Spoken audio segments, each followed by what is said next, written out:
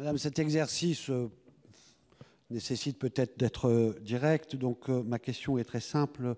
Est-ce que vous considérez que le service public de l'audiovisuel est une honte de la République? Et considérez-vous que l'audiovisuel public coûte trop cher à la nation? Je suis content, Madame la Ministre, que vous ayez dit clairement que c'était une fierté des Français, l'audiovisuel public, parce que ce n'est pas la tonalité que l'on entendait jusqu'à présent pour justifier une réforme. La réforme, bien entendu, est nécessaire vu les transformations et des usages et la révolution technologique, la concurrence qui a changé, mais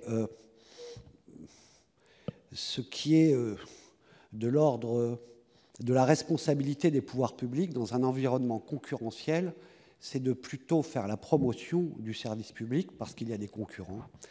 Et ce n'est pas le dénigrement que l'on entendait, ce n'a pas été le sens de vos propos. Parce que je veux rappeler que France Télévisions, c'est 1,3 million de vidéos vues sur les plateformes pour ce qui est du numérique, c'est 28,3% de points d'audience, c'est un France 2 en progression sur l'année dernière, c'est un France 3 qui est stable et qui est troisième chaîne sur l'ensemble des chaînes hertziennes.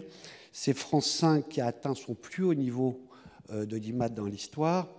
Je vais passer sur, y compris les chaînes que l'on montre du doigt, France 4 qui fait des résultats nouveaux parmi la jeunesse, et François qui a sa spécificité de rôle social vis-à-vis de l'outre-mer.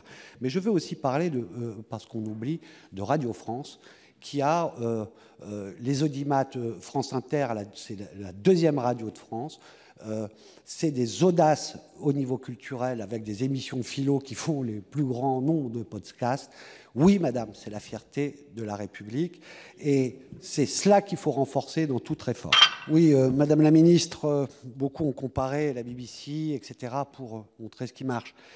Je rappelle, la BBC, c'est 5 chaînes nationales, 2 chaînes d'infos, 10 chaînes de radio, c'est 21 milliards, c'est 21 271 employés et c'est 9 milliards de budget. Nous sommes à 3,9 milliards et nous avons à peu près 17 000 employés si on prend tout l'audiovisuel public.